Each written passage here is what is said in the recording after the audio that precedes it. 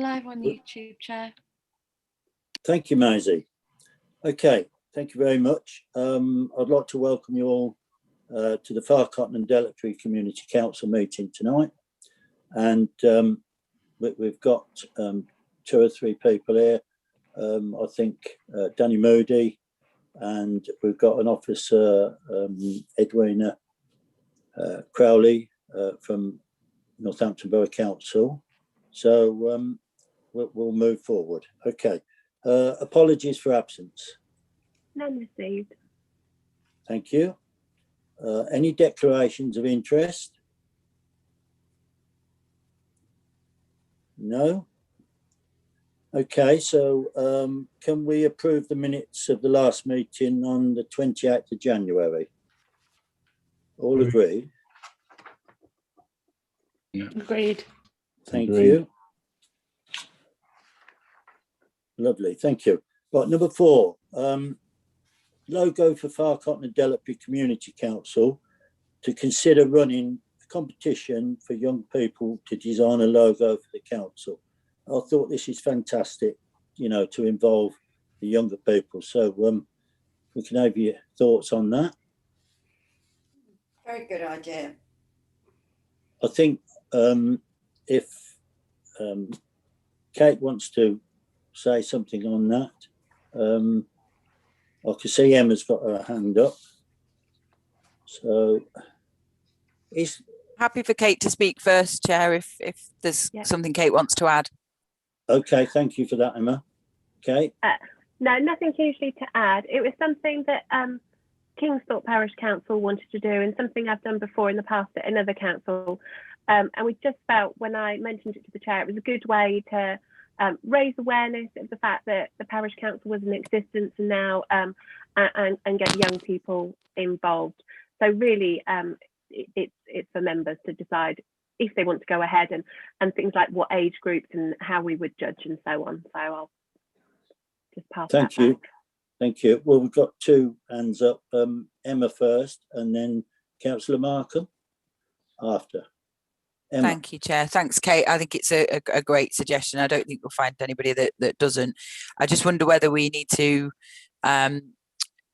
maybe it's not something we need to discuss now, but whether we need to be a little bit more strategic about it. Is that going to go to all children? Is it going to go to schools? Are we going to liaise with the schools to do that? I think we could easily do that with our primary schools. Are we going to do that with secondary schools? You know, kind of what's the remit? How far does that go? I think it's important that we've got that kind of nailed down. And then how do they get them back to us? Where is it going to be displayed, as well as the logo or the winning logo, so to speak? Can we do something to display all the entries? You know, what can we do? And is there a space where we can do that? Whether that be made into some sort of banner, or whether it's just laminated and placed onto some railings, because I appreciate people can't go indoors. What I wouldn't want to do is just do it and then not display. I know we can use the website. I appreciate there's probably lots of things that we can do and different ways that we can do it. And then also we did something similar to this for our Briar Hill Action Days, where we had a mural painted in an underpass, and I'm sure I'm not the only person that's ever done anything like that. There'll be many people who've got a story, but we did something similar to that. We made it less about kind of the winning logo, so whether there's anything we can do as well. There'll be a logo chosen, yep, that's great, but is there anything we can do to then show what the community has done, to bring that back into the work of the council, just a way of displaying that. Yeah, thank you, Councillor Roberts. Councillor Brian Markham. Well, first of all, I think it's a fantastic idea. I think, yeah, you as Emma said, you have to consider how you do. When I was mayor, I asked pupils across the town to design my Christmas card, and it was a pupil from Delapré Primary who actually won. So it might be difficult actually, because if you go to the schools, you're likely to get, from the primary schools in particular, lots and lots of entries. So you may just have to set up a judging panel and display a few of those you get. But I think it's a great idea. Yeah. Thank you, Councillor Markham. Councillor Terry Eales. Thanks, Chair. Yeah, again, echo what everyone else has said. You can't fault those sorts of ideas when you're getting the children involved. It might be worth looking at for other stuff as well, getting some sort of Facebook group set up for the council anyway, and then that way that could be something that's promoted. If you do go to schools, if you want others to be involved as well, and then that way that's where some of the artwork could be displayed. Pictures on there to show different albums on there to show the artwork that's been done by the children. Yeah, thank you for that, Councillor Rose. Councillor Davenport, your hand went up and then it's gone again. Did you want to say something? Probably because people had already said what I was going to say, but I would reiterate everything people have said. I think it's a great idea, and it will be really good for the children to get involved with the council and then to have their own, well, I think they've got school councils, haven't they, anyway? Delapré Primary has. They don't? Brilliant. Okay, thank you. Well, it seems like, it's a great idea. So I'll go to Kate. Kate, you'd like to come back on that? I was just going to say, I think Councillor Eales mentioned setting up a Facebook page, and that is something that later on the agenda that I am suggesting that we do have a Facebook page and Twitter account for the council. So something like displaying the logos on there would be great. Also having banners would be, because you can fit loads of different logo designs onto a banner, would be a really nice thing to do. So really, it's just a case of, I also think it's just a good way to promote the council prior to the elections as well, just so that people know. Another way of getting people to know that we're there. We can send it out to schools via parent mail, but it's really just a case of deciding, is there going to be an age group and who's it for, so that we can actually progress it. Thank you, Kate. Okay, so it seems we're all in agreed with that. We'll move forward, and I'll leave that for you, Kate, to work on. Thank you. Number 5. Sorry, Chair. Can I just come back in there? Can I just understand how that action moves forward? Sorry, Kate. Is that now for you to take forward? Will you communicate? Will you put forward a plan to us, or will you communicate just directly with the schools, or how does that kind of move forward?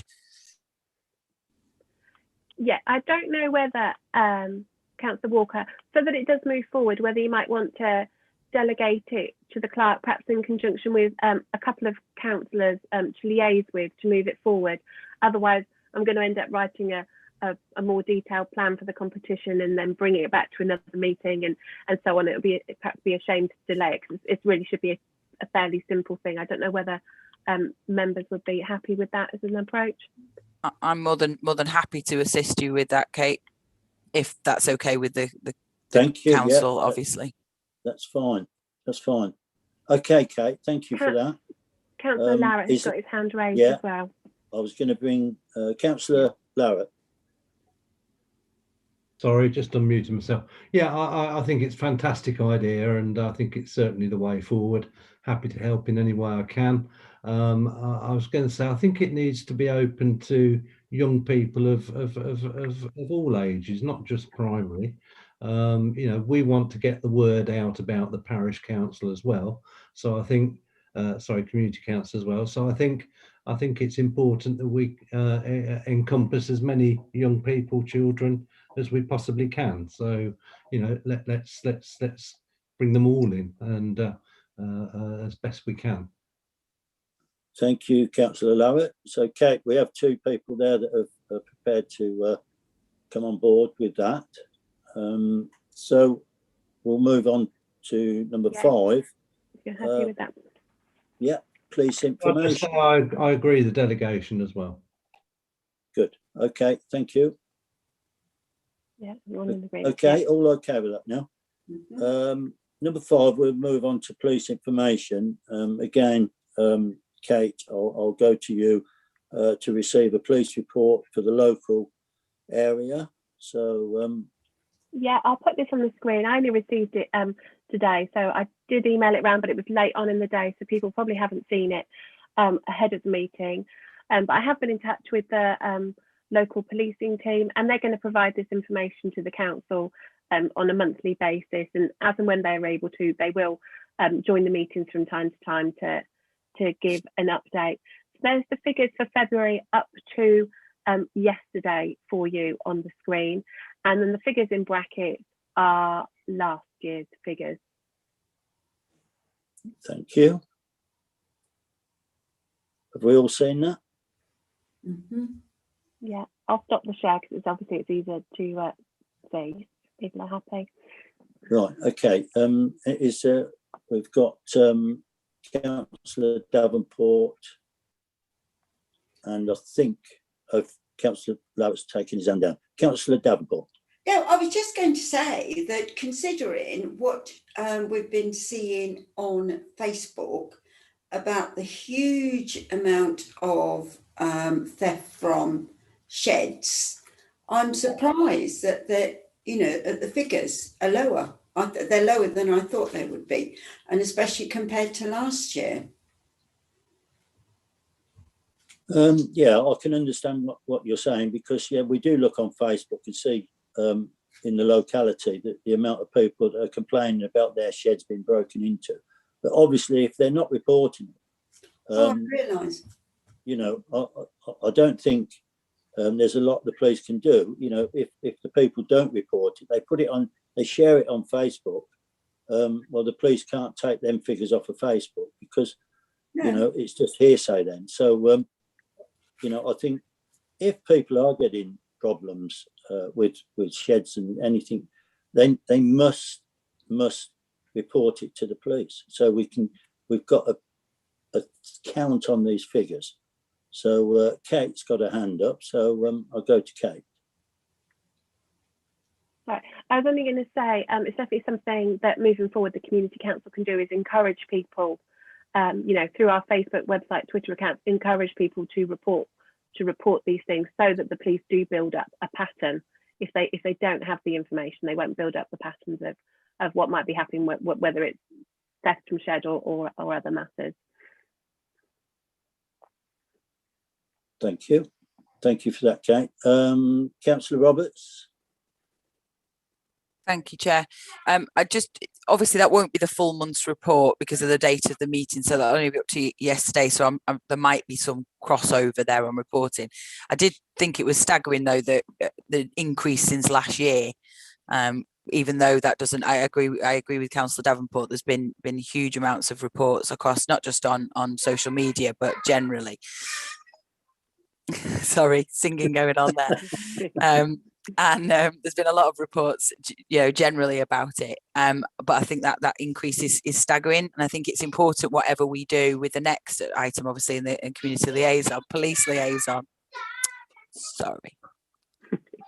No problem. Apologies to everyone on YouTube as well. You don't need to hear us singing. The next step needs to be that we work on what initiatives we can do to impact that crime reporting. Yeah. Thank you for that, Councillor Roberts. Councillor Larratt. I agree with everything Emma just said. I think that's absolutely right. And it's an issue we have in East Hunsbury as well. People talk about break-ins to their sheds and attempted break-ins here and there, and they just don't report it, I'm afraid. And as all I can say is to agree with Emma and Kate and say we must do what we can to encourage people to report it so we do get a true and accurate picture. I think that's very, very important, Chair. Thank you, Councillor Larratt. So we'll move on from that to police liaison representative. We need to appoint a police liaison representative to act as a single point of contact with Northamptonshire Police.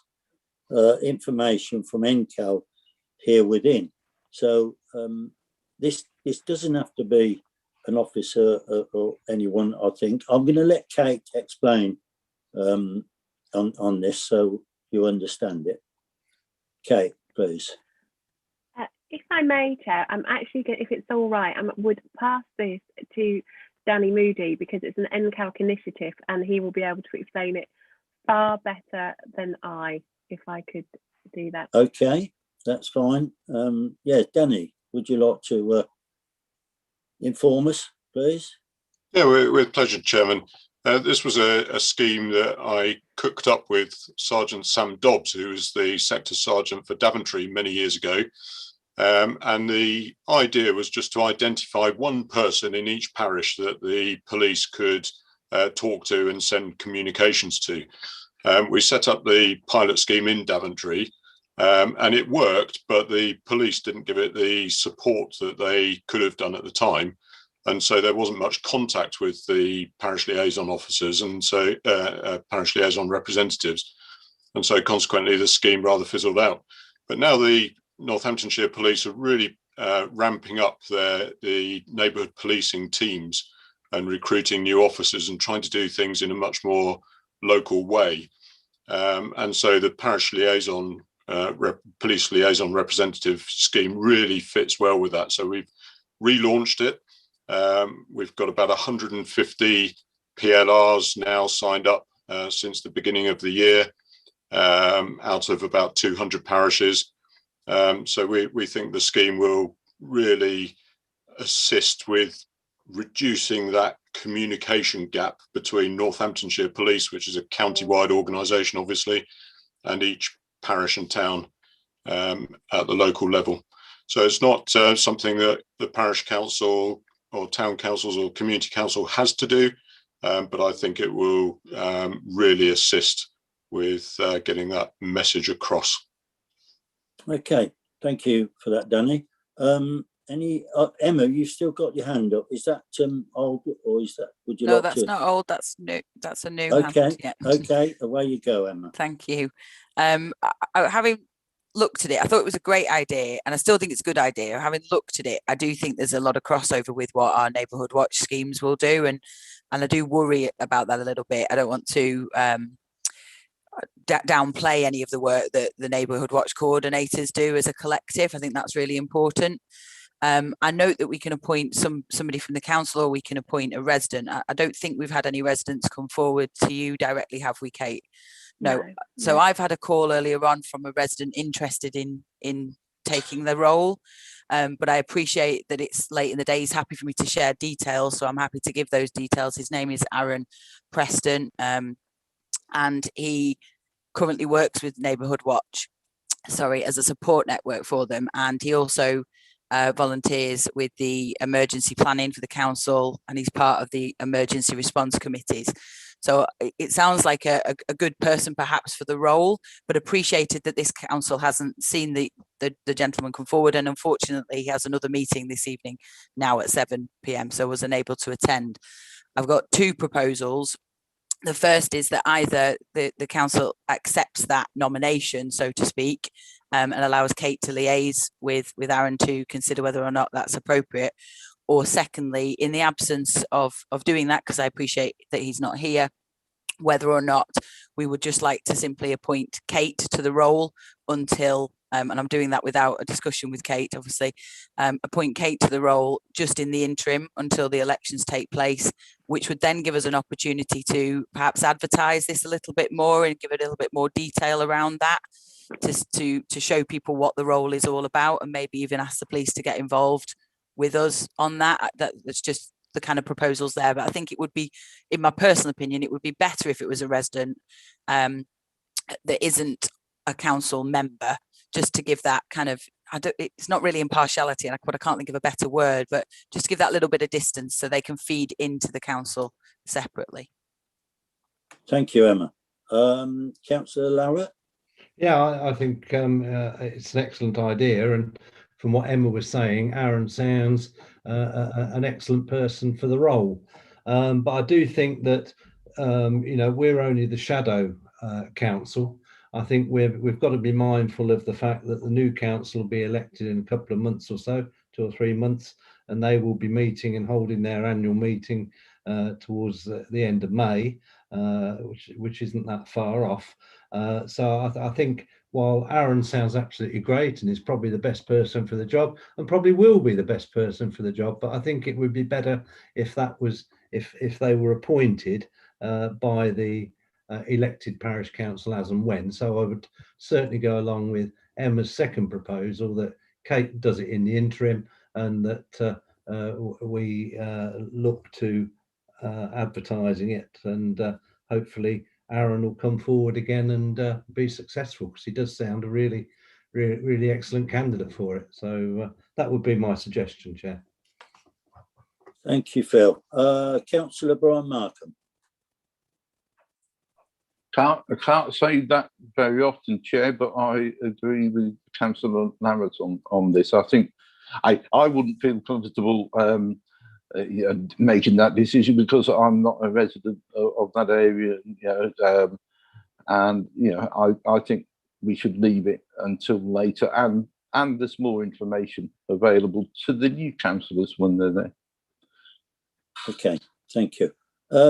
I think I totally agree with what everybody's saying, and again, I have to, people come forward. It's great to see people wanting to come forward and do this, and these are the sort of people that we will need within our area. So Aaron does sound the sort of guy, so let's hope that we can ask Kate that she would take this on until the new committee's in situ, and probably Aaron and any other come along to put the name forward. So yeah, thank you for that, Councillor Roberts. So sorry to interrupt, Chair, but can we make sure though that we thank that Kate thanks Aaron and tells him what's going on, what's been decided.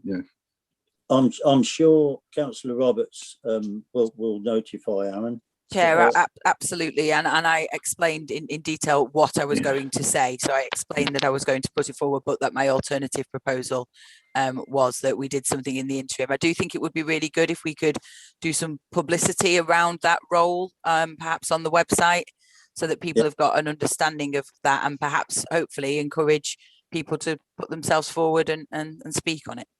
Yeah. Okay, thank you. So we'll move on from there. Planning matters. Well, we have none. So there's no applications for considerations. So we'll move on to number 7. Chair, I'm to raise my hand. On the borough, on the town council, the decision was that between now and the middle of May, when your council have the elections and you have your annual meeting, there may well be some applications notified too, because the borough council has already notified some to the town council and maybe Kingsthorpe. The decision from the borough, the town council, was that as the shadow councils are made of existing elected borough councillors, they're notified of applications anyway. All the 3 of you for your area are notified of applications, and you can comment. So I don't think this needs to be on the agenda until the community council's up and running and elected. I think it could be taken away. I accept there aren't any at the moment, but that's the easy way of dealing with it. I think you are the 3 councillors there. You get notified of any application anyway, and I don't think there's any point in bringing it to the shadow authority at the moment. Okay, I think we asked this question because I think council did have some. Kingsthorpe council did have some in their meeting. Right. I think Kate could just tell us that did happen, but we haven't got any in our area at this present time. Kate? Yes, so we did take 2 applications to Kingsthorpe, and they have been notified of some others, and they did go through them. I suppose it's just another way.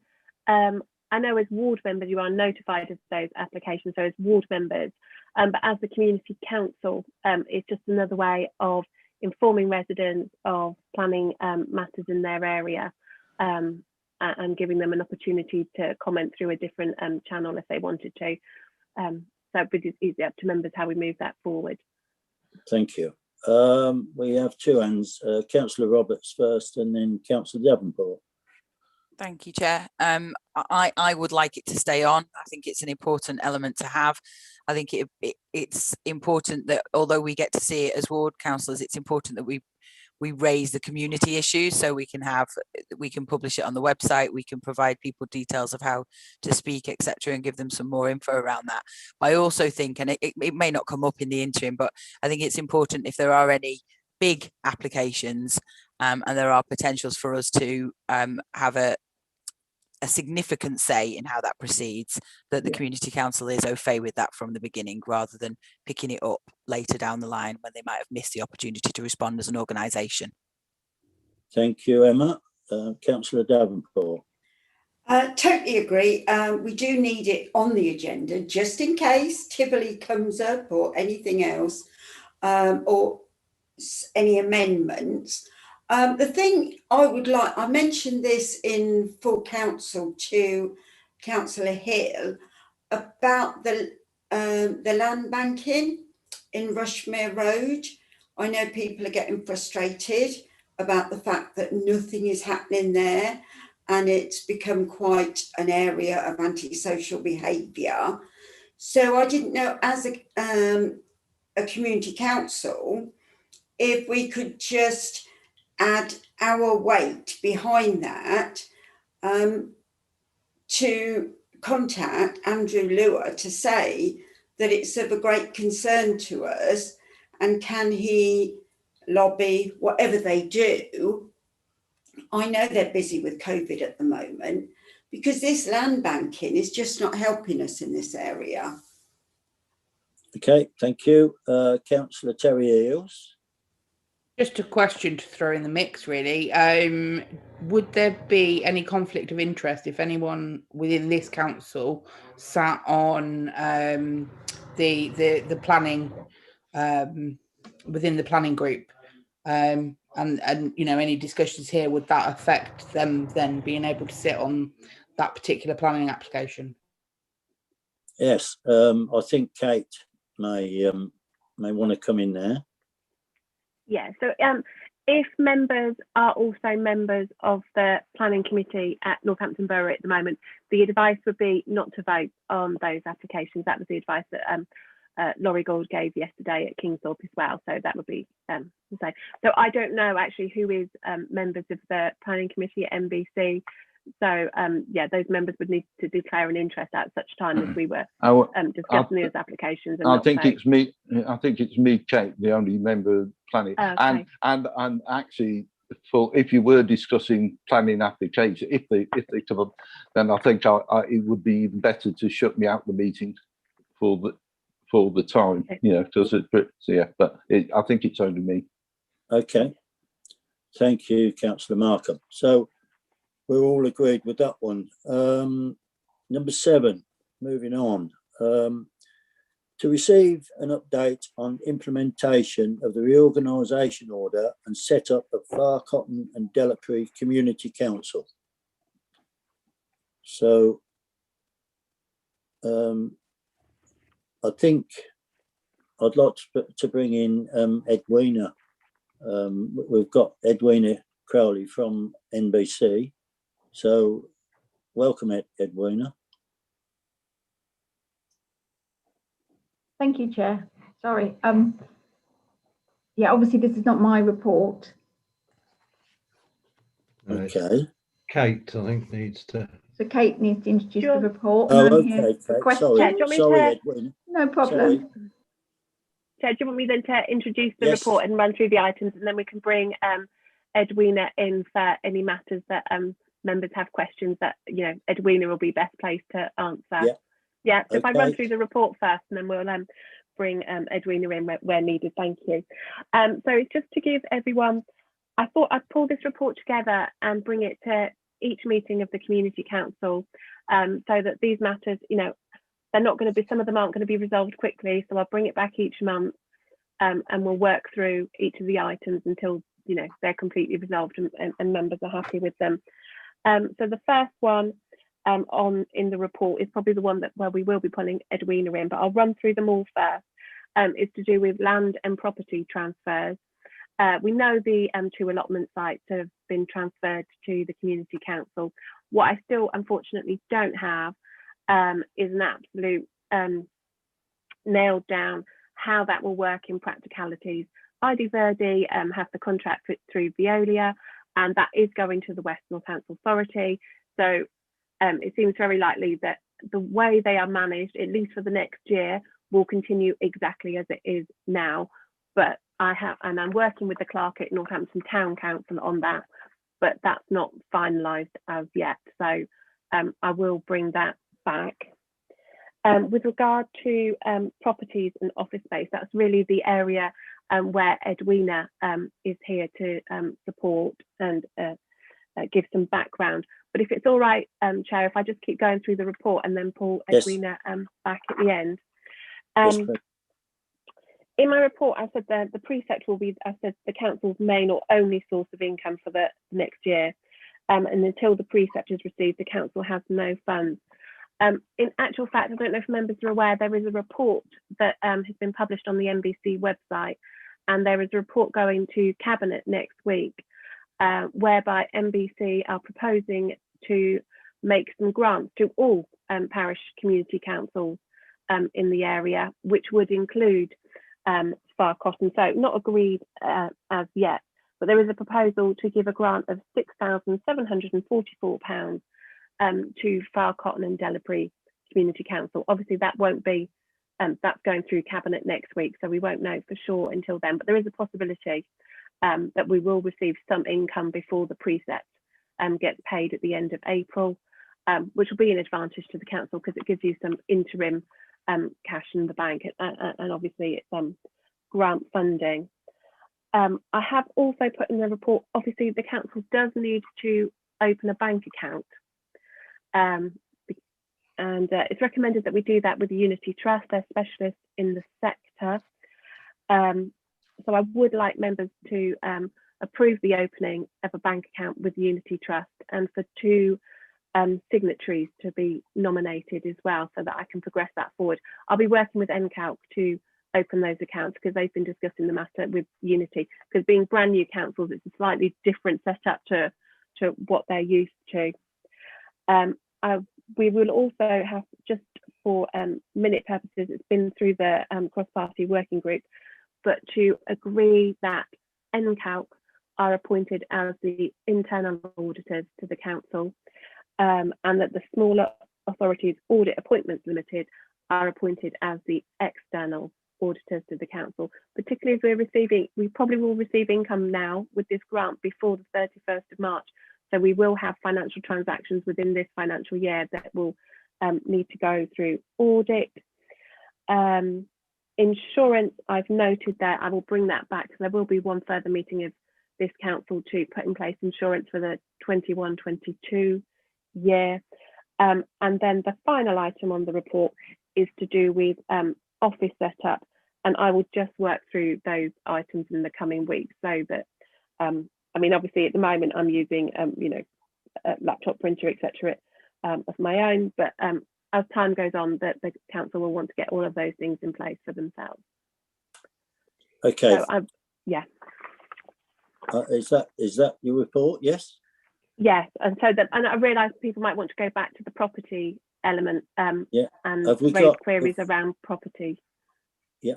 Have we got any questions? Councillor Roberts? Thank you, Chair. Thanks for the report, Kate. I've got no issue with voting through A, B, C and D from your recommendations, if that's what we're going to do. I'm still concerned about the allotment transfers and us not having that data, and I think we've really got to put some timescales against that at some point. It may well be that we run out of time and the elections take precedent to that, but we've got to put some focus around that, as well as the office space, because we're talking about office equipment, but we don't talk about the office space at all as yet. So I think there's a lot of missing information that we need, but I'm happy to note the report as recommended and action B, C and D.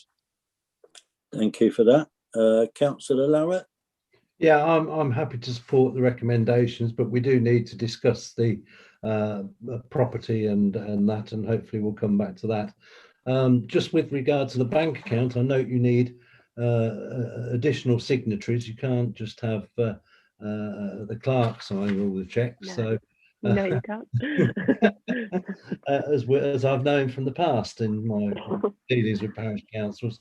So can I suggest in the interim that it's the you chair and the deputy chair as co-signatories. So if Kate does need to spend any money, she's got two people she can go to if necessary.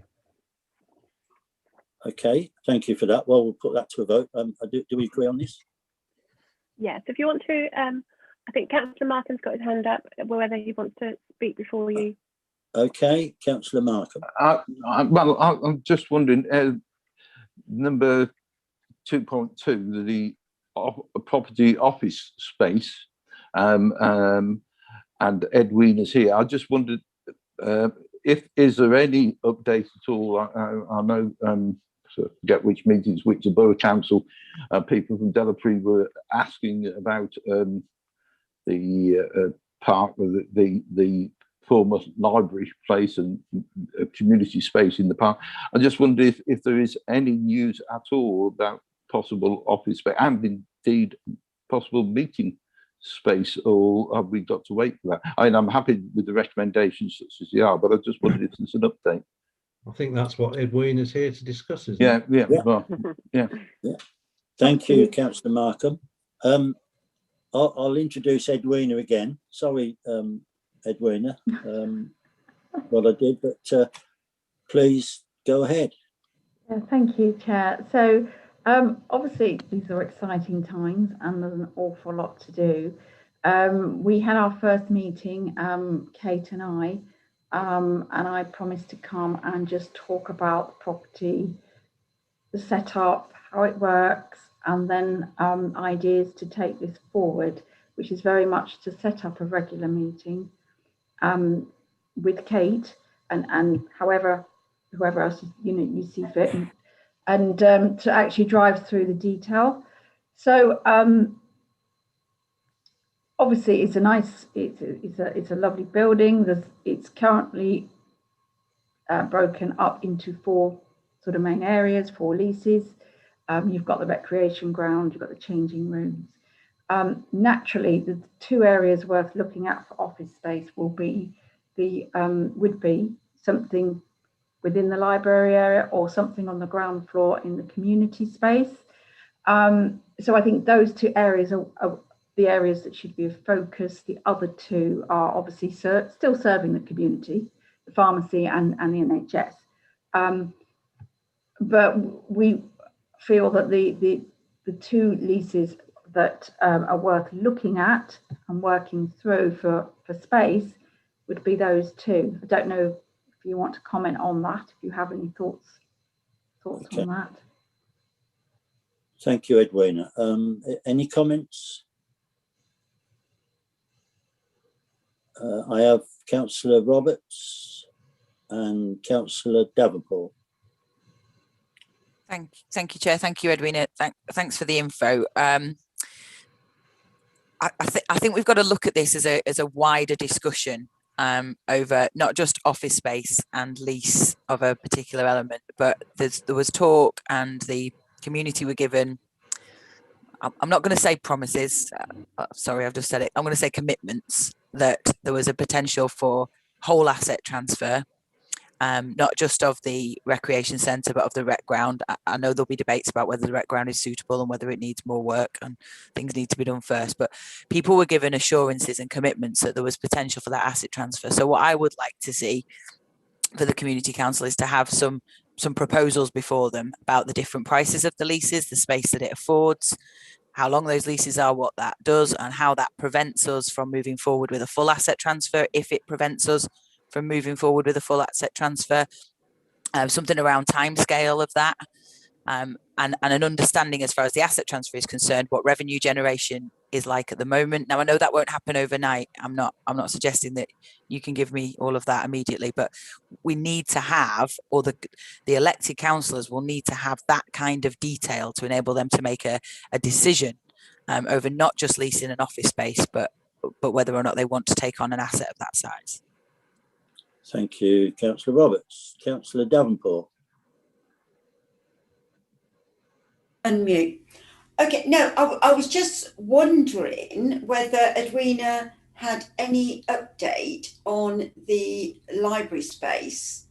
I know that Councillor Bowen had said that she is speaking with the NHS to use it for maternity, I don't quite know what, but something with mums and babies, because I know that the room at the back of the community centre is being used by those, that very organisation at the moment until they can move into the library space.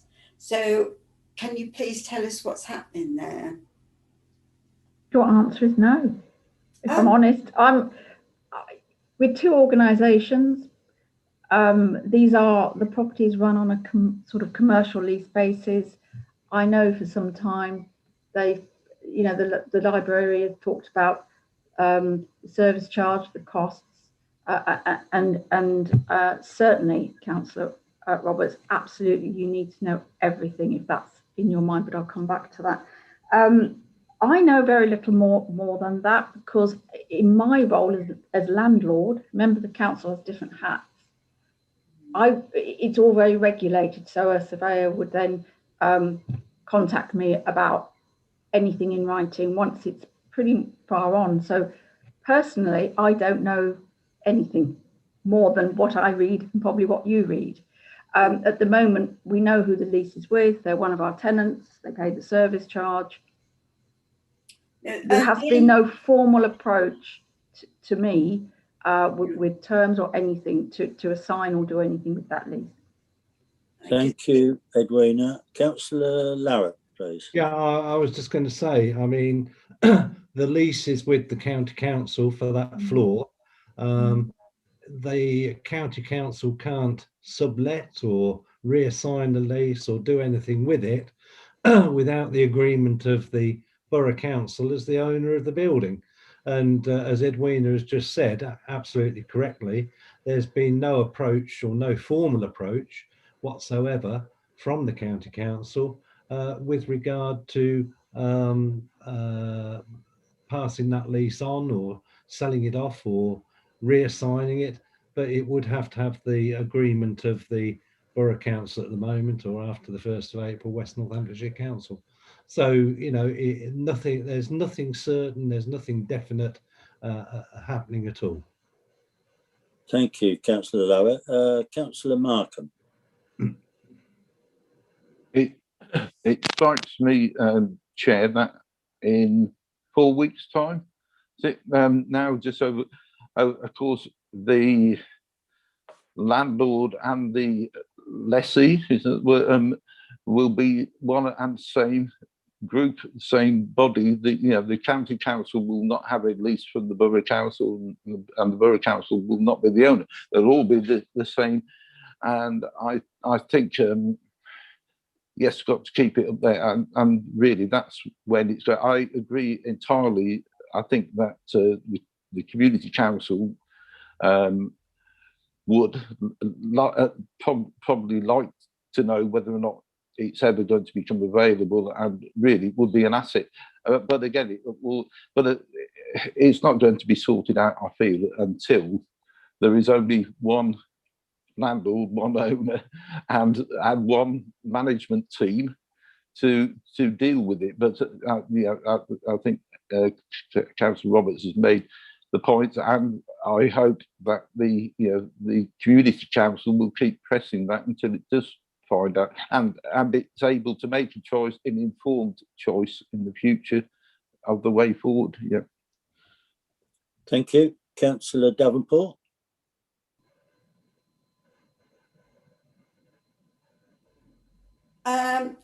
I won't say any. No, I just received an email from Lizzie Bowen, so I'll forward it to everybody.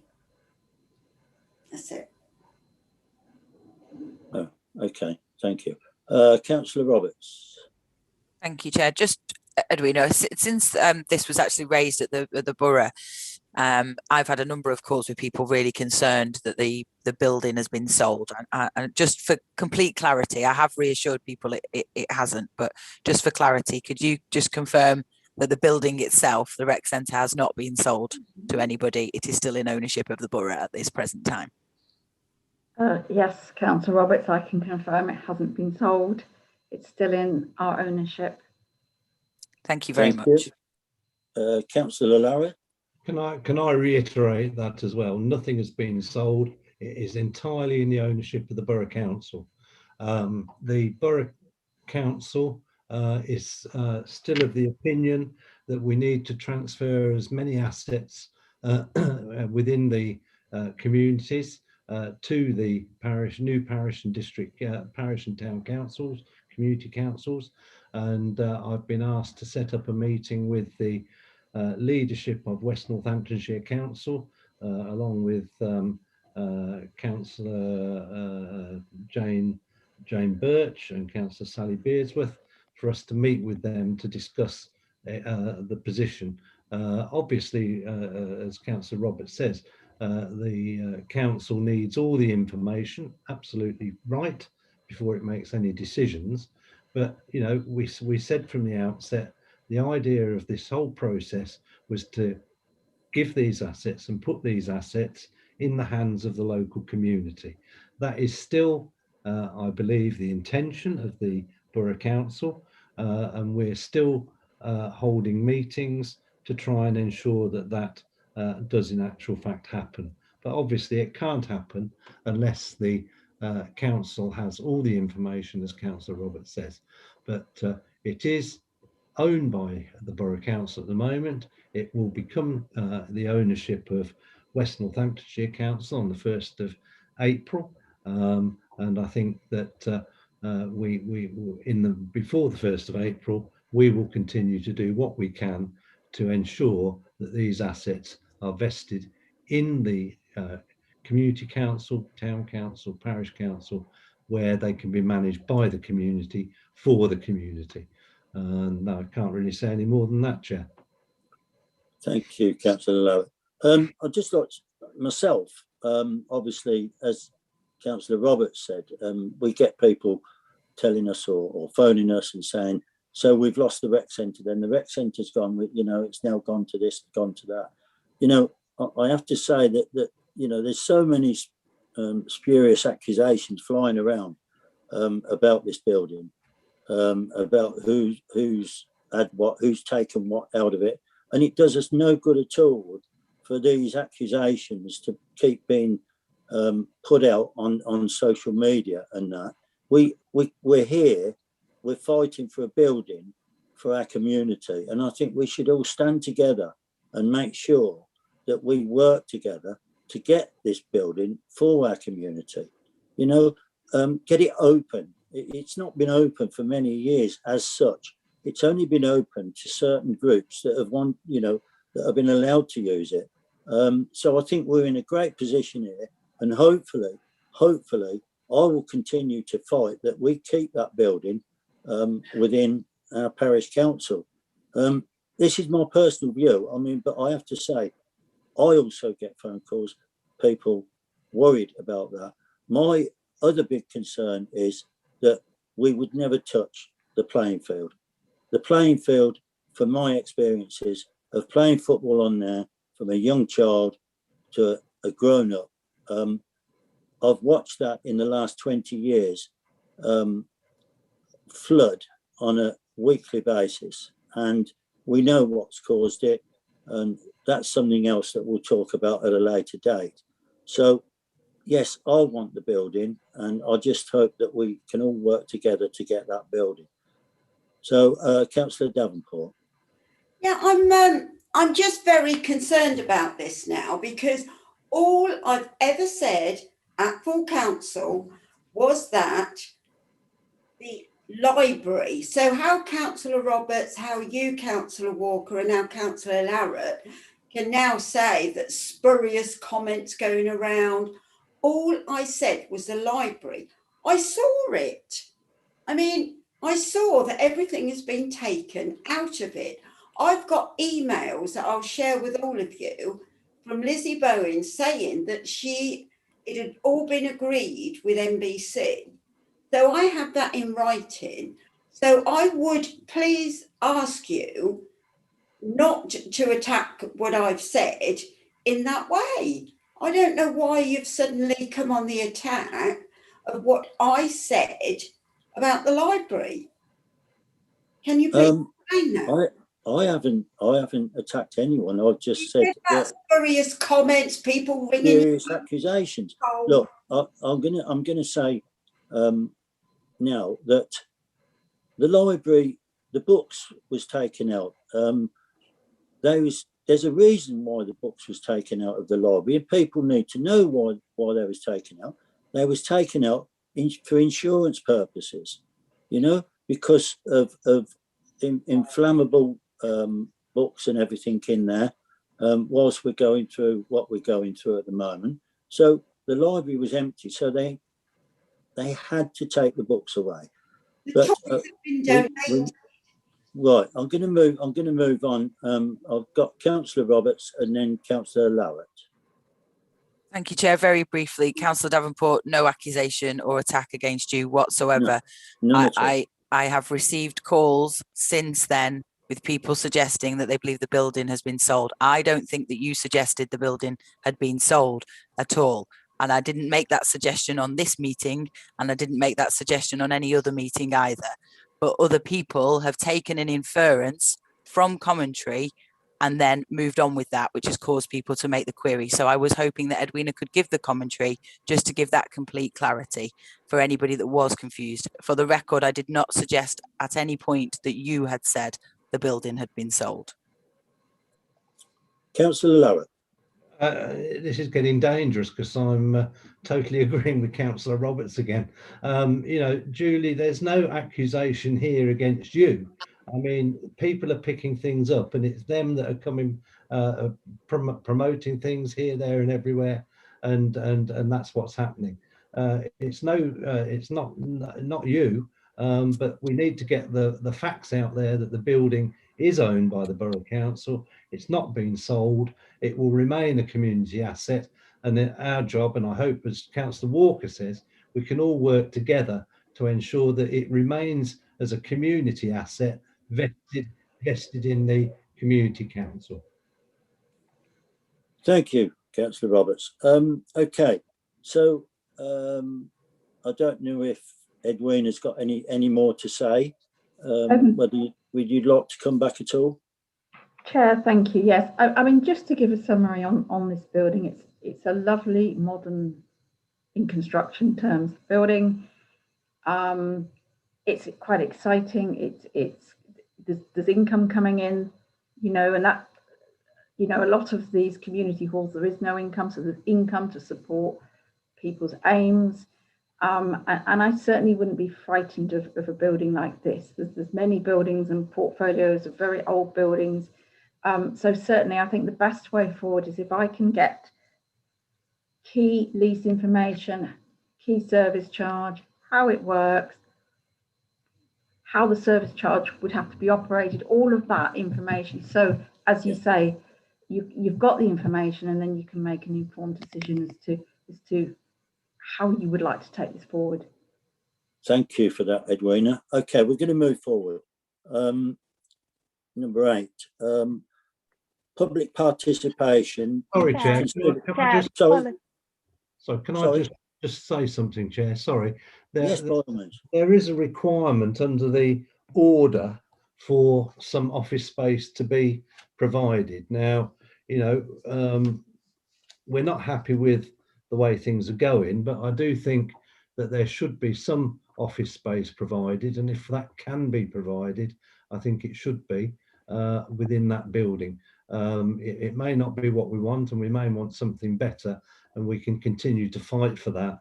But let's make sure that we do get some space in that building from the outset. You know, we've looked at what's proposed for the Borough the Guildhall. We're not at all happy with that, but we've got to have something. And I think, you know, the order requires it, and we wouldn't want to be in breach of the order. So let's find something, however small, or whatever that might be.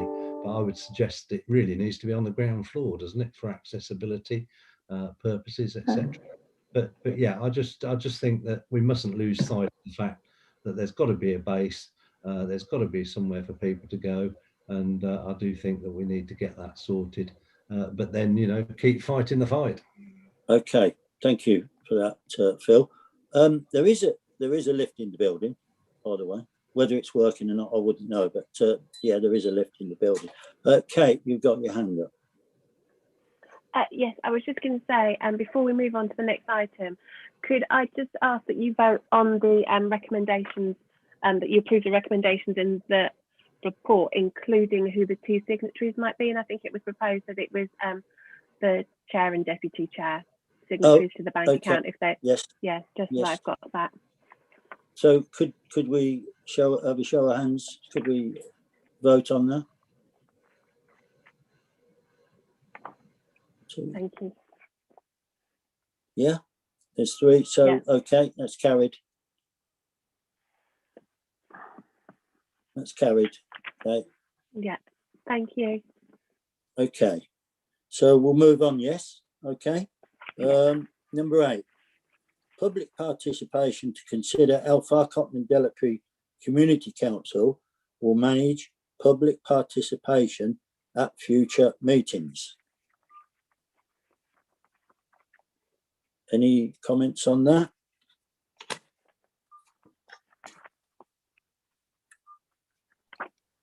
Okay.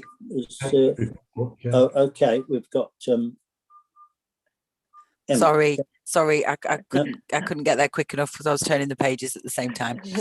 I want as much participation as we possibly can. I just think there should be some rules around speakers. They've been given the amount of time to speak and the time that they've got to register. Kate, I know that was a point I raised with you. I think there just needs to be a time for registration, just as we have with the borough. Yeah. Or and other councils, just something being clear. I know, Kate, you've kindly offered to be flexible to people if they wanted to register when I asked you about that, but I do think it would be good for your benefit as well as everybody else's that there is a cut-off point for that registration so that people have got complete clarity on that.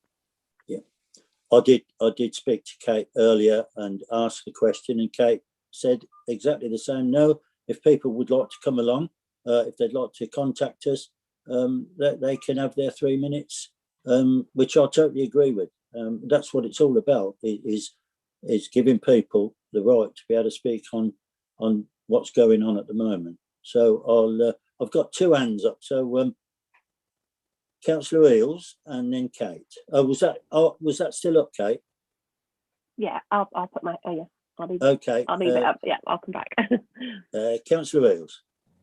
Yeah, it was just to say, I appreciate, Kate, you being really flexible on letting people speak, but I agree with Emma. I think you do need to have a time frame where people have to register for this. I mean, if there's something particularly contentious, that there's a lot of people that want to speak and they all come along, and there was no understanding that was going to be the case, then you could perhaps have a rule in place. There's a certain cut-off, but other people would be considered at our discretion, so that we can say if there's been a particular crazy amount of speakers registered right at the very last minute, if you see what I mean. Thank you. I'd just like to say Edwina Cowley has left us, and say thank you very much for coming along tonight. Thank you. Okay, Kate. I was only going to reiterate what I said to you earlier. Just looking at the way that other parishes operate within the borough, they do have a completely open access policy, not asking people to pre-register. I completely understand Councillor Eales and Councillor Roberts' points that, especially if you've got if there's a contentious issue or a contentious planning application, it can be more difficult to manage. But I just modelled my recommendations on what all the other parishes in the borough do, and that it's an open forum for 15. You say you allow a maximum of 15 minutes, 3 minutes each. That time could be extended for up to a maximum of 30 minutes because that's in the standing orders that you have. but obviously it's for members to decide how to go about that. Yeah, I'd second what Councillor Roberts said and Councillor Eales, knowing what can happen if we do have a contentious, we could get overloaded. So I think we should look at having a cut-off time for people who want to come along to the meetings or want to speak at the meetings. So I think we should put that to a vote and just say, do we all agree on that? Are we agreed on that? Chair, I think. Chair, I'm not sure what we're agreeing on. To my mind, I go back to situation. We used to have area partnership meetings around the town at one time, and similar to Paris.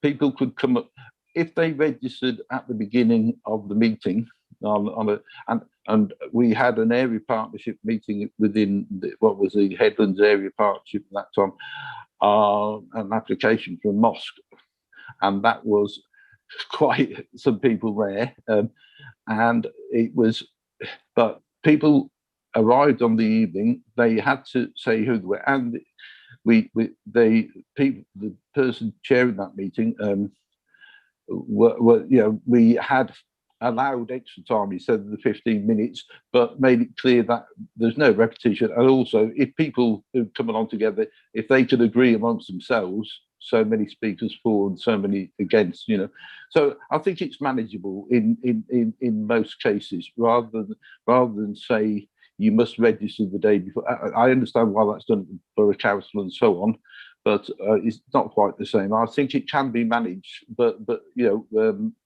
more open. But I mean, it's up to other people to vote. Yeah. Can I just come back on my experiences of chairing Far Cotton Residents Association for quite a few years? We was very well attended at our residents meetings. Sometimes 40 or 50 people would turn up, and if there was a contentious problem, then sometimes it could get a little bit out of hand. So you always needed to have it, knowing what people wanted to say. We would ask people to write down any questions that they've got. So we could have the people there probably to be able to answer the questions. So sometimes, people did come into the meeting and were able to put their hand up. I don't see a problem with that. But sometimes it's about certain questions on certain things. I think we need to have some sort of regulation on that. I'm going to stop. I've got Councillor Roberts, Councillor Larratt. Thank you, Chair. I think, and we need to just give a little bit of clarity for a second. Kate's recommendations are that the Zoom code is published with the meeting agenda. What I was suggesting was that the Zoom code isn't published with the meeting agenda, and that everybody is welcome to come and speak. But it would be, in my opinion, it would be better if that registration is done with a cut-off period of, say, midday on the day of the meeting, or later if we want to. We can go a little bit later, not to stop people coming to have their say, not to stop people discussing something that's contentious either. More than happy for them to do that, but to have an understanding of number that you're going to have speaking. Open it up for that 15 minutes by all means, but if you get 30 registrations, Kate, for people to speak, then I would feel that you would need to propose that item is moved wider on the agenda, because 15 minutes isn't going to be satisfactory to those 30 people if they want to register to speak. So I think it gives you an understanding of who's coming. It allows people to register, particularly while we're on this virtual format. But what it also does, and having seen the devastation that Zoom bombing can actually have, publishing a code can be dangerous. And I think for the protection of residents, the protection of councillors and anybody involved, staff and democratic services are hearing yourself, then it's a nice and simple way to do it. Now, from the 7th of May, I know you say that the order doesn't allow us to continue with virtual meetings. So technically speaking, we may well be in those meetings. I'm not sure that will necessarily be the case, but if we are, then people can register, and then they can come along and register as they arrive. And you can have a slightly different format. But I think for the next couple of meetings, I would prefer there to be some control for the protection of everybody. Very good. I totally agree with what Councillor Roberts has said. Yeah, we have a democracy. We live in a democracy, so people have got to have their say, and we all understand that. So, yeah, I'm good for that. Councillor Larratt, I think. Yeah, again, I think what Kate has put forward in that there's an open session, and from my experience, seeing how it works in the 5 parish council areas and parish councils that I've been working with over the years, it works very, very well. But that is in normal, whatever's normal these days, times when we're actually meeting at a venue and face to face.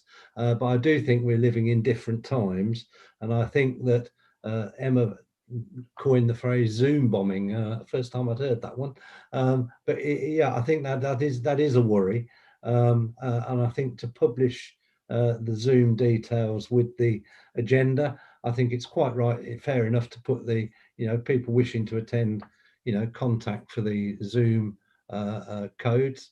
But I think that's the way it should go while we're in this current situation. But as a general principle on what Kate's proposing for normal times, I think it's what I've known and seen operate in I think it's 5 or 6 parish councils that I've been with and worked with over the last 20 years. I think it works well there, and will work well for Delapré and Farcotton and Delapré in the future. So, but just in these current times, I think it's wrong to publish the codes and just invite people to ask for them. Zoom bombing, as Emma calls it. It's not mine. I've not coined the phrase. It's not mine. I can't take ownership of that. Okay. It's quite renowned, and it's also in the report. So Okay. the only slight issue, Kate, and it's very minor, is your statement references chairman, and we agreed to use chair.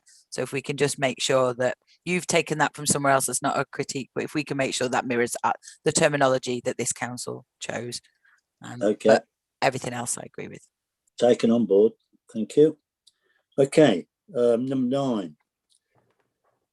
What do we? Farcotton and Delapré Community Council website. To receive. Do we need to vote on that? Do we need to vote on that item? Oh, Sorry, we do have to vote on. So you're agreeing that whilst virtual meetings are being held, we'll ask people to register by, say, 2 o'clock on the day of the meeting. And that will give those people the code, and that while we're having virtual meetings, we'll continue to live stream them, but we'll review it at such time as we're meeting in person again. Is that okay? Fair summary? Yeah. So it could be an item added to the first meeting of the elected councillors, couldn't it? Yeah. Yeah. So if you're happy with that, happy to move on. Agreed. Yeah. Agreed. Okay, Farcotton and Delapré Community Council website to receive an update and demonstration on the development of a website for Farcotton and Delapré Community Council. Again, I'll hand over to Kate. Yeah, obviously it's vital for the council to have a website and have it launched as soon as possible, so that the community know that the Community Council is here and can access us. And also really important at the moment, obviously, to promote candidacy. So we have got a website that has been set up. Let me just pull it up for you. Hopefully you can. Oh, Gone. I don't know if you can. Yeah, that's it. Can you see that? Yeah. Okay. Perfect. Can you get rid of the banner that's across it? I will do in 1 second. It says the England lockdown. Yes. Can you just close that down? I will close that down in just a second. I would just explain that is a pop-up that you can have on the website. So that pops up at the moment as soon as you go onto the website, and it says England lockdown, stay at home, and then you'd click on that little cross and it disappears. What I'm proposing is that you actually perhaps, instead of having something about lockdown, actually have a banner in there that promotes candidacy and the local elections, so that anyone going onto the website, that would be the first thing they see at the moment. So I'll just get rid of that now. And then this is the layout for the website. Farcott and Delapré Community Council working, just some pictures, and then quick links to the services, so that you've got details of who the councillors are at the moment, county councillor, members of parliament. Go back. Oh, it does pop up every time. I can change that. It's a bit annoying. There's links to planning and what you can do with regards to planning. Oh, I'm going to stop going that way because that's going to drive us mad. All the council meetings are there within the website, so that people can, there's different ways of looking at documentation, but they can see when the meetings were, and a quick search for everything related to the meetings. There's information about the local council elections on there and how to register if you wanted to stand and so on. And every page that you go to just has this ticker along the top. And you can change that to say anything, but at the moment, I've got it set so that it says refer. So any page that you're on the website has got this along the top, referring people to information. It's got for freedom of information, it links to a request form. So people, I mean, they can do that in any form they want to, but there's a simple request form if people wanted to look at freedom of information issues. And then all the documents, oops, sorry, that's my fault. And then all the documents and policies that the council has, agenda and reports pack, will all be there for people to see, and we'll keep populating that. And then just on the community, there's just a page with some useful links for local information and so on. It is fairly basic at the moment. There's huge amounts of things we can do. We can have a community directory, community what's on guide and so on, a business directory. But at the moment, it's just been set up with kind of the bones of the information that you need, so that the website can actually launch and have a public presence with the sort of legal requirements that you need to have. Has anyone got any questions? Good. Should I stop sharing so that you can? Any question? I think that's excellent, Kate. Well okay, done. very good. I have a couple of questions, please, if that's okay. Yeah, go ahead. Is it mobile optimized, Kate? Yes, it is. It works. Yeah, so it yeah. So it doesn't matter. So it recognises whether you're on, you know, a phone or an iPad or tablet, whatever you're on. It adjusts itself to fit. Yeah. Brilliant. So it'll fit on your page if you're on a different type of phone, etc. Yeah. So if there was a form to fill in, for example, somebody wouldn't get halfway through the form and realise they can't see the rest of the form on their phone. It's a template that, you know, we purchased that other councils use, but it is designed to work in any format. Yeah. Okay. And can we have different languages on there? Does the website offer the facility to have translations? That is a really good question.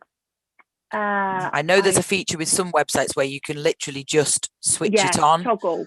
So you toggle onto it. I think that's certainly something we should look at if it doesn't. Genuinely, I don't think so, because I've used the template and company before, and it's never something that's come up, but it's not something that a feature that I'm aware of. If it's all right, if I could ask Danny, but I don't think it does. Danny, would you like to come in? You've used the Chair. Too. No, it doesn't have that functionality built in, but the website suppliers would be happy to build that functionality for a council at an additional cost, of course. Okay. Can I propose that I'm not suggesting we spend it. I don't even think we should make the decision. I think that should be for the elected councillors. But could I propose that we obtain some details of that? Because I think that's quite crucial for the makeup of the residents.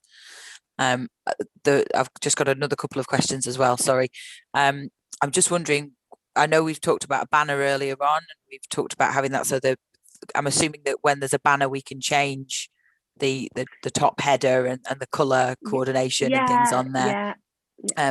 I just wonder whether having some, I don't know, floral images or stock images, it might not be worthwhile doing it yet at the moment, Kate. You might say, if we're going to do a banner competition, then let's leave any of those amendments to there on the banner. And then another question was just around resolution on the screen. I could see it perfectly well, and it works. The sizes worked very well for me, but can we just make sure that we've done an assessment of visualization for those who do have visual impairment, or whether we can have any features of readouts so that they can press on a button and the information will be read out to them? I'm throwing a load of stuff at you there, Kate. I'm not asking for answers now. The website does cover all of those things, because everything that you need to within the accessibility regulations. So I'm sure that's all covered off. Yeah, I probably can't demonstrate all of it right now, but yeah, it does. No, of course, and I appreciate that. I would just like us to make sure that we've covered all that off when we look at the languages aspect. So perhaps if you come back on the languages aspect and you could just give us a little bit of feature of what it can do. Yeah. Okay. Thank you. Councillor Markham. Just to go back on what Danny said, that there might be extra charges for additional languages. With is this the same provider that will be doing the Northampton Town Council and Kingswell and Fusion? Then I guess that if everybody's signing up to have this toggle to change the language, then we might get a better deal. That was all. I don't know whether it's been raised yet on, with the, even more so, although very diverse community in Delapré, Far Cotton area, but across the town council area, certainly it would be very important. It is the same provider, so I can talk to the town clerk and the town council as well, and see if that's been flagged up with them as well, and bring that back. Okay. Thank you. Thank you. Yeah. Carry on, Kate. Sorry. So what I'm really looking for is for members to say that they're happy. We can keep working on it, keep altering things, keep improving it, but happy to launch it so that you've actually got a web presence, because I can get that actually launched within the next couple of days if people are happy to. Yeah, definitely. Yeah. I think it's excellent. I think you've done a fantastic job. All agreed? Thank you. There you go, Kate. All agreed. Lovely. Okay, so we move on to 10. Promoting candidacy at the May 2021 elections. To consider and agree ways of promoting candidacy for the May 21 elections. There we go. We're going to get that out on our new website. I'll take it to you, Kate. Okay, so some of it we have has been mentioned earlier in the meeting. We've just looked at the website, and I did mention when we were talking about the logo competition, I am proposing that I set up Facebook and Twitter accounts for the council, and that at least for the next few weeks, they can feature any services and things that the council does, but for the next few weeks at least, really focus on those, on just awareness that the council exists, and promoting candidacy for the council, because that's going to be so important over the coming weeks. And there's a wealth of resources that I can pull on. Danny, through the Northamptonshire Association and the National Association, have come up with all sorts of resources and posters and leaflets and flyers that we can use to promote candidacy. I suggest that we get those out in as many locations as we possibly can, given the restrictions that we're under at the moment, but where businesses and premises are open, and we may be able to get them to distribute some materials for us. And I think NCALC have just got some further resource to support with creating social media posts and helping with social media campaigns. So I can draw on that resource as well to promote. I see a number of hands. Yes. So I'll let them. I've got Councillor Eales, Councillor Roberts, and Councillor Markham. Councillor Eales. Thank you, Chair. Just with regards to the social media stuff, I think if we are going to be getting a grant for some money, it would be good to pay for a social media campaign rather than just hoping that people share, even if it's a nominal figure, but just some sort of direct targeting on Facebook would probably be quite useful. Thank you, Councillor Rose. Emma? Thank you, Chair. Yeah, I would support that. We talked about posters and leaflets and things in shops there, Kate. I do worry a little bit about that still in the current situation that we're in. Just it depends who's putting them there and where they're being put and how many people can be touching them and picking them up and things like that. I don't know whether we want to add to that at the moment. I don't know. That's just an opinion there. Everything else I support within the document, so I'll be happy to go with each recommendations. On the Facebook and Twitter page, I'm assuming only Kate, you will have control of that. As members, we shouldn't. That should absolutely be just the clerk. And I'm assuming, will it be a commenting page? Will it have full functionality, or will it just be a page that things can be posted on for sharing of information? The reason I ask that is because I'm conscious that if there are comments and commentary, that's also going to fall to you to deal with. So does it now, for the moment, need to be just a promotional page where items can be placed on and commenting is turned off? I don't know. Again, that's a question for people rather than my opinion. And then finally, it's a theme that runs through the rest of the reports, is that there's an equality impact assessment consideration, and it says no to all of them. I do think we need to make sure that we are detailing the equality impact assessment, and particularly around this one. So that's why I've not raised it on the other items. On this item on the agenda, I think there are some equality and impact issues in respect of us promoting to candidates and making sure that we cover the ability to get that message out to all candidates who might have a disability, don't have access to social media, or are unable to see the visuals, etc. I think you've covered it, Kate, a lot in actually the report. So you talk about different methodology of doing that and how we do that. But I think personally, we'd be better placed as an authority to have an impact assessment that went alongside a document like that. I know that that's not necessarily something that's done at previous or other parishes, but you know, we can always be a first, and I think it should be personally be part of that documentary process. So. Thank you, Emma. I'm just going to Councillor Markham, and then Kate, if you'd like to come back after Councillor Markham. First of all, Chair, when I read this, I thought, well, that's excellent, various ideas, and needed, because you've got to get a large area and hopefully a large number of people of all communities putting. What struck me first of all is, well, given that other report said the community council doesn't have any money and won't have any money until whatever date it was, I just wondered how that was going to be done if there's printing and so on involved. I just wondered whether NCAL does it. I've seen some promotional stuff before from NCAL, just about promoting parishes and the work they do and the elections. But yeah, I just wondered. The good news is, Councillor Roberts mentioned it, that I understand from the 8th of March, actually you would be able to put leaflets in shops and posters up and so on. The campaigning, if you like. I know we're not campaigning politically, well, although it would be possible to do it.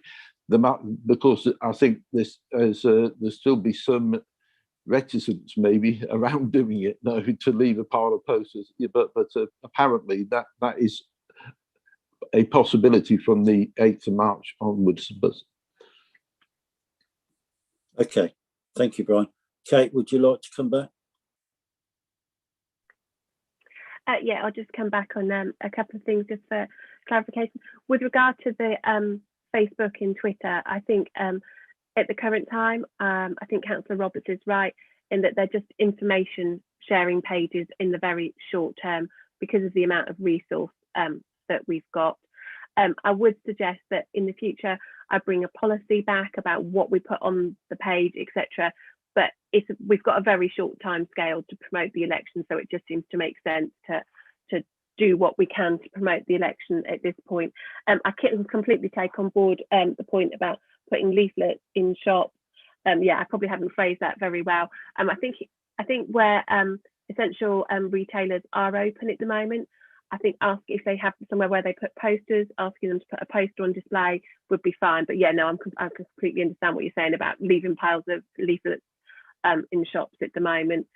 And that was it that I was just going to come back with. Yeah. Thank you, Kate. I'm going to ask Danny. Is there any help from NCAL on these leafleting and anything like that? Thank you, Chair. Yeah, I mean, we'll certainly support Kate with the social media side of things. I just wanted to make absolutely sure that was okay, because the question to Kate was, would you be the only person who had the login details for the Facebook and Twitter? And if you want us to help, the answer to that would be no, because we would have them as well, obviously.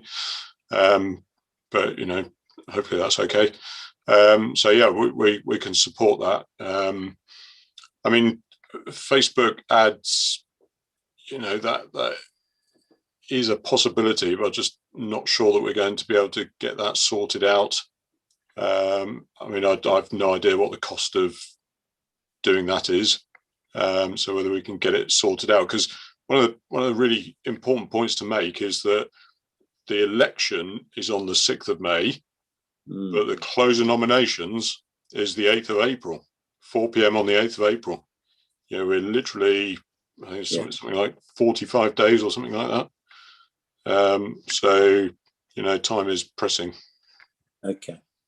Okay, Danny, thank you for that. Kate, you have your hand up. Couldn't unmute myself then, sorry. I have done Facebook ads before, and they're really not very expensive at all. You can target particular audiences and areas and push it through that way. So I have run campaigns in the past. It's not always easy to monitor exactly how successful they are, but you know how many people have clicked on those posts and so on. And I think you're talking sort of less than £50 for a campaign. So it's perfectly possible to do.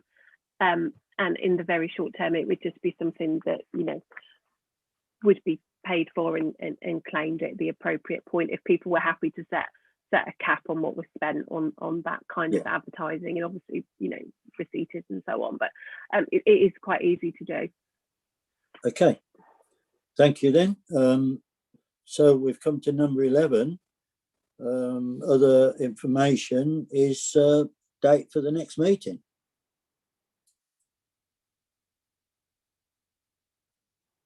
When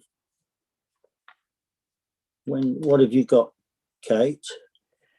Yeah, so I would just say, so what Kingsthorpe are going to have their next meeting on Wednesday the 17th, and the council only needs to have one further meeting. And when the members at Kingsthorpe were looking at that week, they thought that was a fairly quiet week, if there is such a thing in anybody's diary at the moment. So I don't know if this council would like to do the same. Kingsthorpe were mindful that if they went for that week, if it was felt they needed to have another meeting for any reason before the end of the financial year, they did put sort of a backup date in of the 30th. So I don't know if that's going to be suitable for members. Obviously, I don't know your diaries. I don't know what committees, other committees you're all on at the moment. So would we be looking at Thursday the 18th then? Yeah, possibly. Yeah. Well, how does that sound to everyone? Sorry, just bear with me a second. I didn't hear that correctly, Kate, and I just checked the 17th and I've closed it all down. So just bear with me one moment. No, that's okay. The 18th's fine with me, Kate. Yeah, me too. Councillor Markham, Terry. Okay. It's. I've got something else on the, but yeah, I'm an outsider to a large extent on that, so yeah, I may not be able. Okay, so I think we all agree we've got to go for the 18th. Yeah, 7 o'clock. Yeah. Is everyone happy Okay. with that? 18th of March, 7 p.m. Yeah. Yes. Well, can I thank you all? I'm going to close the meeting now, and I'd like to thank you all again for coming along to our community meeting, and all have a nice evening. So thank you very much. Thank you, everyone. Take care and stay safe. Thank you, Kate. Bye-bye. Bye-bye. Thank you, everybody. Cheers. Bye-bye. Bye, Bye-bye. everybody.